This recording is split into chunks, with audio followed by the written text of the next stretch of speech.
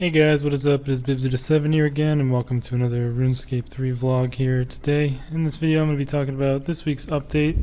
Apologies in advance if you do hear anything in the background. There's currently a thunderstorm going on outside, but I did want to make a video, so yeah, going to have to ignore that if you can hear it at all. But either way, the update this week, as you can see, what I am doing right now is the Overgrown idols, and this is on Karamja. I'm nearby to the shipyard, so a decently quick way to get here is if you take the gnome glider from the tree gnome stronghold to Karamja, and then you just run up north here. But there is also another one of these right near where you get off the glider, so it's actually not too bad. There actually are only 2 of these as far as I know. There could be more, but there's an easy way. There's an easy way to find out, actually, because you can see there's like a big clump of trees where it is. That's where the other one is, right down there. And yeah, I'm pretty sure those are there's only 2, so I feel like that's kind of lame. I don't know, they could have put them all over Karamja. They do look kind of cool, you know. It would be kind of cool for the whole sort of theme of the place and stuff like that. But either way, there are 2 of them, one here and one over there to the south, and they're a new little woodcutting training method. So as you can see, I'm getting pretty good XP from doing this, 421 XP without bonus, so it is not too bad at all, and you tend to succeed pretty often with these. I am actually close to getting 100 woodcutting here, so that's kind of interesting. But yeah, they are kind of like a bridge between ivy and crystal trees, I guess. That's what they try to sell them as, and they require level 81 woodcutting. And the main draw of these things is that they give you a nice little buff to your woodcutting abilities once you get to the middle, which is the actual idol itself. And as you can probably already tell, this guy just showed up, and having multiple people here makes it a lot faster. So it's definitely something you want to do in a group of people. I'm not sure if there is actually a like a friends chat or something for where you want to go to do these. I think I saw one on Reddit. If I could quickly look here, Overgrown, it's WC space idols. Not sure if it's active or not, but if you really want to do these just for the buffs, you definitely want more people here, because you'll be able to get to the center faster, and that's where you get your buff from. So the way you get the buff is it starts all overgrown. I'll show you the one to the south once maybe if I finish this one. I don't know if I'm going to stay here the whole time or not, but it starts fully overgrown. You can chop the outer ring once to get inside to this inner ring of jungle vines, and then you do need to clear out the entire circle around the idol itself of vines before you can chop the idol. And once you fully chop the idol, all the stuff in here, by the way, has these bars, kind of like arc resources. Once you fully chop the idol down, you will get your buff, and there are 5 different types of buffs you can get, and there is one that is super OP, which is double the cut rate of logs. So instead of, I think it's a 4-tick log cutting chance, it is reduced to every 2 ticks you have a chance to cut a log. So that is ridiculously OP. It would increase your XP it would literally double your XP per hour, I believe, from just from that, if you were to take it somewhere. Obviously you can't have this continuously at other locations because it doesn't last for very long, but that's the best one. Then you have another thing that gives you a 10% increase to your woodcutting success chance. There's one for a 10% chance to get double logs or cut whatever you're cutting twice, like ivy or vines or anything like that. There's just a flat 5% woodcutting XP boost, and then there's an auto banking effect for logs. And I believe these all last 15 minutes. At least the one that I've gotten so far lasted 15 minutes, so I assume that's the same for all of them.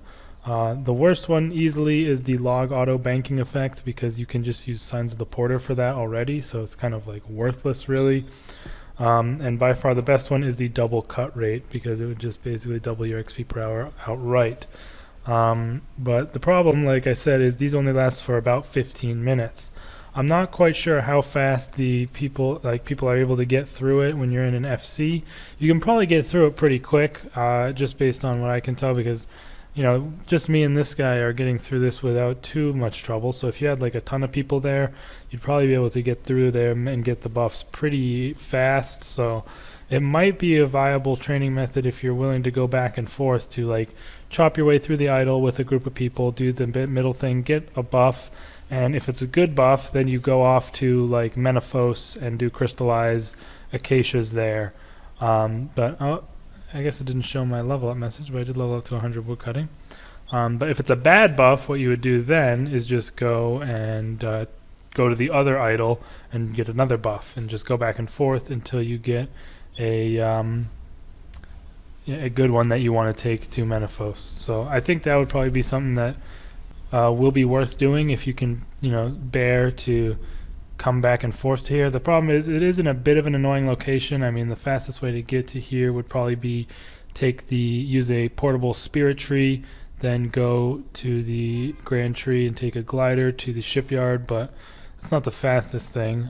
But still, I think it's a cool little thing. It's kind of nice for like the sort of like the lore of Karamja. It looks really like cool, and it's like very good for the area. Like, it's very thematic, fits really well on Karamja in general, if you ask me. I think that's a really cool part of it, and it's just a nice little bridge of wood cutting. And I really like these like perk systems they've been adding to certain skills, although I do prefer the ones that are permanent, like for divination and stuff like that. But either way, it's still cool to see. I'm hoping they make it some way so you can sort of either bottle these effects or take them, like get them but not use them right away, just to make it a little more convenient when you want to take it to a different training location. But still, it's not a huge update. I mean, there's only 2 of these things, but it's still pretty cool. Also, there's a lore book inside the idol once you fully chop it down. So that's, I think, probably for Master Quest Cape or something. One sec really quick. Alright, so yeah, that's basically it for the idols themselves. Again, I think it's a cool update. Not huge or anything, but pretty nice. No big issues with it at all. Obviously, we are now 2 weeks away from the big release of Solak. Really looking forward to that for sure. I hope it does come out the day they said it will. So yeah, looking forward to it, but we'll have to see if there's any massive bugs or anything like that, just how good the boss will be in general. Another thing that is also out today is another one of those events. You can probably see my icon here.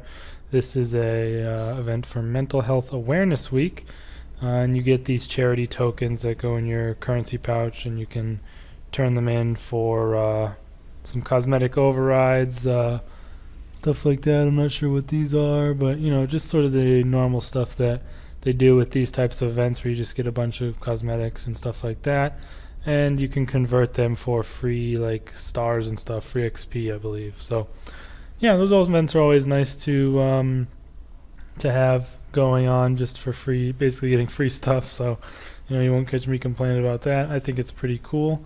And then as far as the patch notes go, there were a few changes. Also, by the way, this is now cleared completely, and we can chop the middle idol at this point. So yeah, I'm gonna go ahead and do that. I'm not sure how long this actually takes, and does it give more XP than the vines themselves? We'll have to wait and see on an XP drop that we actually get. But either way, I wanted to find out. Oh, one thing they actually changed was they made it so that no, it's the same XP, but they made it so that you always go to Tutorial Island now. They actually have fully reinstated Tutorial Island as opposed to Ashdale, which I think is great. I didn't like Ashdale at all, and I think Tutorial Island does a really good job of introducing the player to the game and everything. So I think that's great. Also, they have released some new bolts into the game in preparation for Solak. These are dropped by the Lost Grove creatures, the Moss Golems, Vine Crawlers, and Bulbous Crawlers. They are called Blight Bolts, and they're tier 92 ammo that is going to be used in the new Blightbound crossbow. I'm sure a lot of you knew this was coming. I assumed they would be dropped from the Grove creatures I was just probably expecting them to release it with Solak, but I think it's also good that maybe it's being released before, so you don't have to, they're not going to be absurdly expensive if you want to use them on release or anything like that. Although they're not going to be as good as back criminal bolts, it's definitely good to have a base bolt if you don't want to be using the back criminals at whatever your location might be, like if you're doing Slayer or something. So yeah, I think that's pretty cool. I believe I've seen they drop like 3 to 5 at a time or something like that. So we'll have to see what their price stabilizes out at, but I doubt they'll be very expensive at all, because a lot of people do those things for Slayer. Oh look, we got another person here. So that's pretty cool. They've also done a bit of a change to some items, where if you equip an item with below 5% charge, it'll tell you what percent charge it has remaining when you equip it. So that sounds like it's pretty useful, so you don't run out of charge on things while you are at a boss or something like that. One of these patch notes that I didn't like too much was they changed to hit splats. They've made it so that your hit splats are a lot more bright. Like they've changed their, not their color necessarily, but their like saturation or something. I'm not a huge color expert, but we got our boost, and it is the worst one, the logs, the banking your logs boost, which kind of is actually is the worst one. And then, like I said, you can investigate it for this book, which I already read. But yeah, that is what it looks like to basically do the whole idol, chop around it, chop the idol itself, and then you get a boost.